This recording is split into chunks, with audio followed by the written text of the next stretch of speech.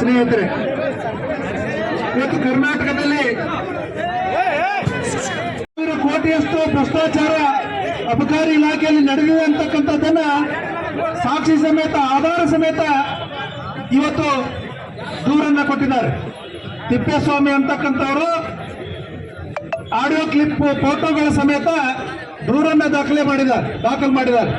ಆ ದೂರಿನಲ್ಲಿ ಸಚಿವರ ಹೆಸರನ್ನು ಸಹ ಬಂದಿದೆ ಅಂತಕ್ಕಂಥದ್ದು ಗಮನಾರ್ಹ. 1.5 ಕೋಟಿ 1,50,00,000 ಅಷ್ಟು ಹಣವನ್ನ ಸಚಿವರಿಗೆ ಮುಗಿಸಿದೆ ಅಂತಕ್ಕಂಥದ್ದು. ಆ ಸಚಿವರ ಹೆಸರು ಸಹ ಅದರಲ್ಲಿ ಉಲ್ಲೇಖ ಆಗಿದೆ ಅಂತಂದ್ರೆ ನೇರವಾಗಿ ಸಚಿವರ ಪಾತ್ರ ಇದರಲ್ಲಿದೆ ಅಂತಕ್ಕಂಥದ್ದು ಎಲ್ಲರಿಗೂ ಕರ್ನಾಟಕ ರಾಜ್ಯದ ಜನರಿಗೆ ಕಾಡ್ತಾ ಇದೆ.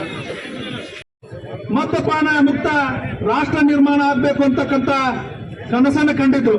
ಆದ್ರೆ ಇವರು ಯಾವ ರೀತಿ ಆಡಳಿತ ನಡೆಸಿದಾರೆ ಅಂತಂದ್ರೆ ಇವತ್ತು ನಾ ಮೊನ್ನೆ ಹೇಳಿದೆ ಮಾಧ್ಯಮದವ್ರ ಮುಂದೆ, ಇವ್ರು ಏನು ಪಂಚ ಗ್ಯಾರಂಟಿ ಕೊಟ್ಟಿದ್ದಾರಲ್ಲ, ಇವತ್ತು ಪ್ರತಿ ಮನೆಗೂ ಸಾರಾಯನ್ನು ತಲುಪಿಸ್ತಕ್ಕಂಥ 6ನೇ ಗ್ಯಾರಂಟಿ ಯಾವ್ದಾದ್ರಿಂದ ಇದು ಕರ್ನಾಟಕ ಸರ್ಕಾರದ ಈ ಅಬಕಾರಿ ನೀತಿ, ಈ ಸರ್ಕಾರದ 6ನೇ ಗ್ಯಾರಂಟಿ ಅಂತಕ್ಕಂಥ ಮಾತನ್ನು ಹೇಳಿಕ್ ಬಯಸ್ತಾ ಇದ್ದೀನಿ. ಇವತ್ತು ಪ್ರತಿ ಗ್ರಾಮಗಳಲ್ಲಿ ಹೋದ್ರೆ ತಾಯಂದ್ರು ಬೈತಾ ಇದ್ದಾರೆ, ಮೊದಲು ನಮ್ಮ ಗ್ರಾಮದಲ್ಲಿ ಸಿಗತಕ್ಕಂಥ ಸರಾಯನ್ನ ನೀವು ನಿಲ್ಲಿಸುವಂತ ಕೆಲಸ ಮಾಡ್ರಿ ಅಂತೇಳಿ. ಆದ್ರೆ ಅದನ್ನ ನಾವು ನಿಲ್ಲಿಸೋದಕ್ಕೆ ಸಾಧ್ಯ ಇಲ್ಲ. ಈ ಸರ್ಕಾರ ಮುಕ್ತವಾಗಿ ಮಾರಾಟ ಮಾಡೋದಕ್ಕೆ ಅನುಮತಿ ಕೊಟ್ಟಿದ್ದಾರೆ. ಯಾವ ರೀತಿ ಅಂದ್ರೆ ಬೇಕಾಬಿಟ್ಟಿ ಹಣ ಕೊಟ್ಬಿಟ್ರೆ ಏನ್ ಬೇಕಾದ್ರೂ ಮಾಡ್ಬೋದು. ಇವರ ಸರ್ಕಾರದಲ್ಲಿ ನೇರವಾಗಿ ಮಾತಾಡಿರ್ತಕ್ಕಂಥದ್ದು. ಹಿಂದೆ ಸಚಿವರ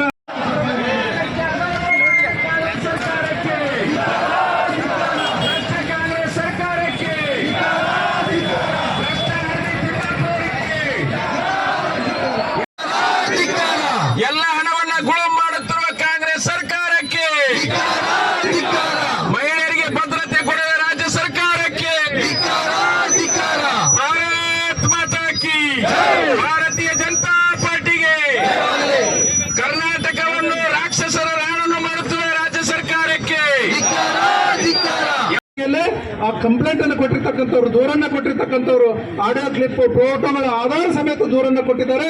ಆದ್ರಿಂದ ಅಬಕಾರಿ ಸಚಿವರಾಗಿರ್ತಕ್ಕಂಥ RB ತಿಮ್ಮಾಪುರ ಅವರ ರಾಜೀನಾಮೆಯನ್ನು ಪಡಿಬೇಕು, ನ್ಯಾಯಯುತವಾಗಿ ತನಿಖೆಗೆ ಸಹಕರಿಸಬೇಕು ಅಂತಕ್ಕಂಥ ಆಗ್ರಹವನ್ನ ಈ ವೇದಿಕೆ ಮೂಲಕ ನಾವು ಮಾಡ್ಕೊಳ್ಳಿಕ್ಕೆ ಬಯಸ್ತೇವೆ. ನಾವು ಇವತ್ತು ಯಾವ ರೀತಿ ಭ್ರಷ್ಟಾಚಾರ ನಡೆದಿದೆ ಅಂದ್ರೆ ಒಂದೊಂದು ಹಂತದಲ್ಲಿ ಒಂದೊಂದಕ್ಕೆ ಇಂತಿಷ್ಟು ಅಂತೇಳಿ ರೇಟ್ ಬೋರ್ಡ್ ಅನ್ನು ಫಿಕ್ಸ್ ಮಾಡಿಬಿಟ್ಟಿದ್ದಾರೆ.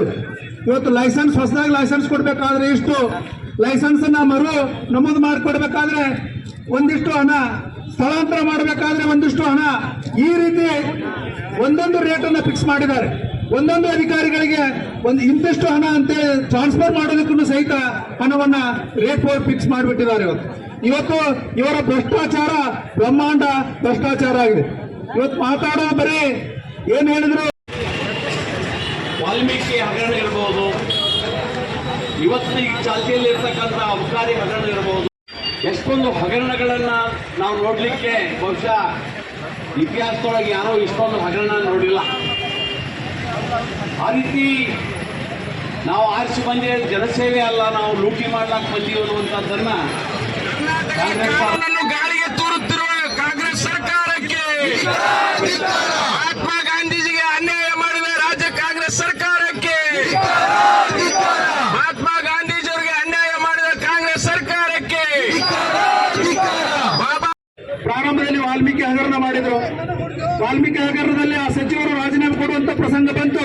ಆ ಹಣವನ್ನ ತೆಲಂಗಾಣದ ಚುನಾವಣೆಗೆ ಬಳಸಿರ್ತಕ್ಕಂಥದ್ದು, ಅಕೌಂಟ್ಗೆ ವರ್ಗಾವಣೆಯನ್ನು ಮಾಡಿರ್ತಕ್ಕಂಥದ್ದು.